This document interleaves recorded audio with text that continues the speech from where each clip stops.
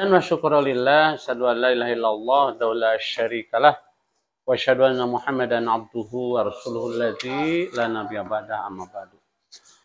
Pada malam ini kita sampai ke pelajaran tentang masih makanan dan minuman yang halal dan haram. Seperti Pak Agus jelaskan pada pertemuan yang lalu, ya. Pada dasarnya apa yang diciptakan Allah semuanya halal. Kecuali kalau ada dalil baik Al-Quran maupun hadis yang melarangnya, tidak boleh mengkonsumsi atau memilikinya. Boleh, atau selama tidak ada larangan untuk memiliki dan untuk mengkonsumsi, itu halal-halal saja. Ya, kullu syai'in mubahamun. Setiap segala sesuatu itu boleh, ya. Hatta yakuma dalilu ala tahrim atau ya. Seperti dari bahan makanan pokok, sayur-sayuran, buah-buahan, umbi-umbian, binatang darat atau binatang hidup di air tawar, jenis unggas dan selanjutnya. Kemudian minuman yang halal, diantaranya minuman yang murni, ya, seperti aqua gitulah ya, atau olahan, air sari buah-buahan, madu dan sebagainya. Selama tidak dicampuri oleh barang-barang atau zat-zat yang diharamkan, itu boleh dikonsumsi, halal untuk dikonsumsi, ya. Dan semua makanan yang halal itu pasti menyehatkan. Semua makanan yang diharamkan pasti menjadi berbahaya untuk kesehatan. Itu ya. Nah, kemudian sekarang untuk bisa menjauhkan diri dari perbuatan yang dosa disebabkan makanan dan minuman, ya. Untuk menghindari makanan minuman yang diharamkan, tentu saja kita harus mengenal lewat Al-Quran dan hadis yang sahih. Di antaranya yang terdapat dalam Quran surat Al-Maidah ayat 3, ya. Yang berbunyi a'udzubillahi minasyaitonirrajim, hurimat alaikumul maitatu, diharamkan atasmu mayit. Mayitnya bangkai, ya. Kemudian wadamu, darah, walahmul khinzir, dan daging babi, wa ma uhilla li ghairillah, yang disembelih bukan atas nama Allah. Kemudian yang munkhoniqah, ya, yang matinya itu karena kecekik, wal mauquzah, yang terpukul, wal mutaradiyah, yang jatuh, wan natihatu, dan yang kecelakaan ditanduk, wama akala sabu'u, ya, dan yang diterkam, ya, akala sabu'u, binatang buas, ila mazakaitum, ya, kecuali sempat kamu sembelih. Maaf, ya, wama zubiha ala nusub, dan sembelihan untuk nusub, untuk berhala. Wa antas taqsimu bil azlam, juga yang diharamkan itu mengundi nasib dengan azlam. Nah, itu hal-hal yang diharamkan, yang tidak boleh dilanggar oleh kita semuanya. Dan kalau kita melanggarnya, konsekuensinya kita akan terkena oleh apa yang telah ditulis di sini, ya. Jaga di dalam keterangan ini, man akala haramun asota jawarihi sya'am abi. Jadi artinya barang siapa yang mengkonsumsi makanan-makanan yang haram, ya, makanan-makanan yang tidak boleh, ya, maka asota, kamu akan maksiat. Apa yang maksiat? Jawarihi, seluruh tubuhnya. Semua anggota tubuh kita bermaksiat. Ya, bermaksiat. Sya'am aba.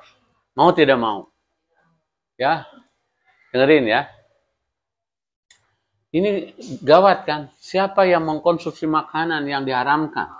yang dijelaskan tadi dalam Al-Quran surat Al-Maidah 3, kata Imam Ghazali di dalam Ihya Ulumuddin, ya, itu secara refleks seluruh tubuhnya bermaksiat, sedang maksiat. Kenapa? Karena yang dia makan itu diserap oleh liver kita, hati kita, kemudian diurai ke jadi darah, jadi tangan, bisa menggerakkan tangan makanan itu, bisa menumbuhkan daging, tulang, dan rambut dan sebagainya dari hasil atau dari konsumsi yang haram. Semuanya dipandang oleh Imam Ghazali sebagai maksiat. Maksiat itu apa artinya? Maksiat itu menentang larangan Allah. Maksiat itu artinya perbuatan dosa. Berat kan? Kemudian di keterangan lain, siapa yang memakan makanan yang haram satu suap saja, ya, satu suap saja, itu doanya tidak akan didengar Allah, ya.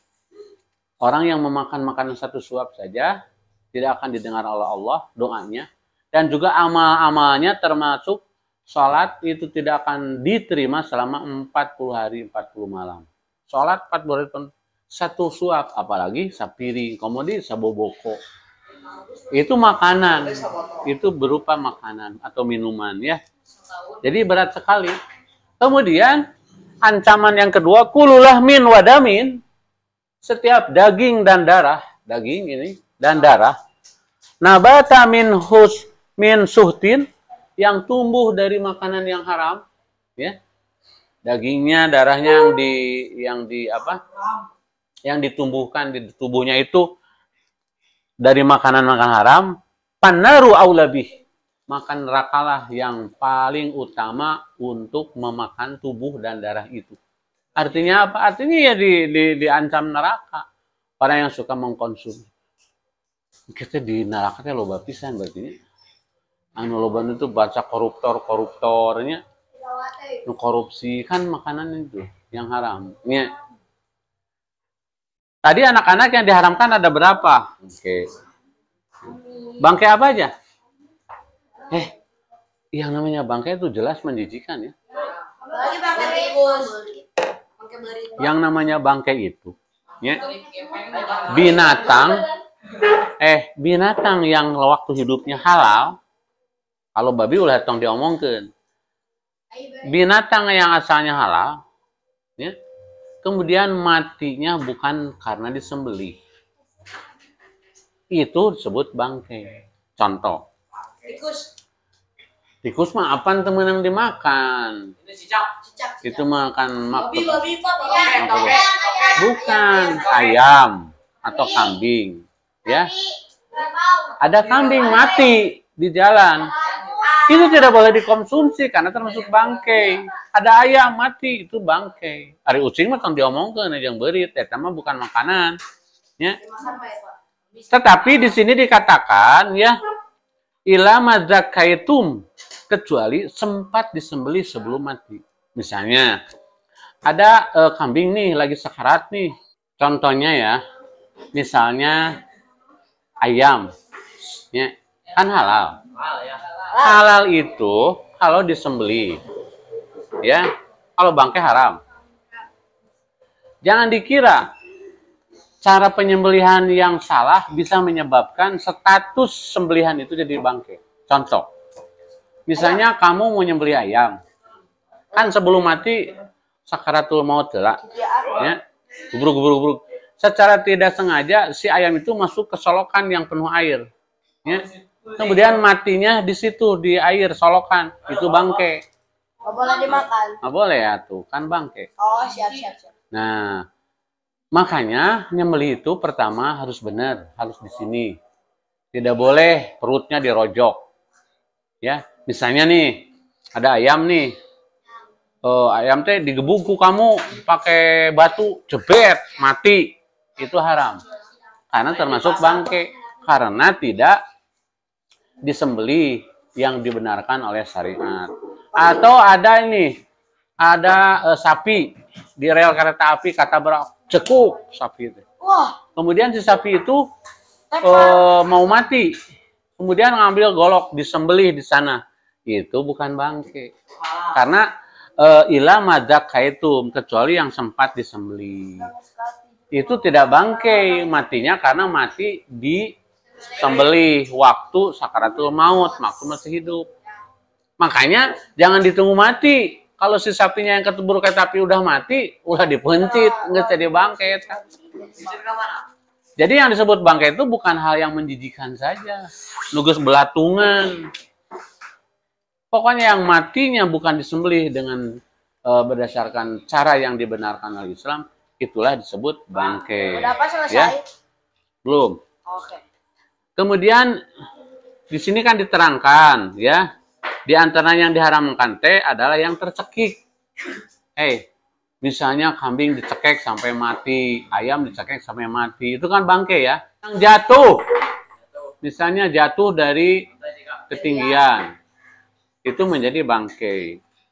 Yang ditanduk, misalnya ada kambing mati karena ditubruk. Misalnya ku kambing lagi atau ku apa we nepi ka mati, itu bangkai. Ya. Kecuali yang sempat di.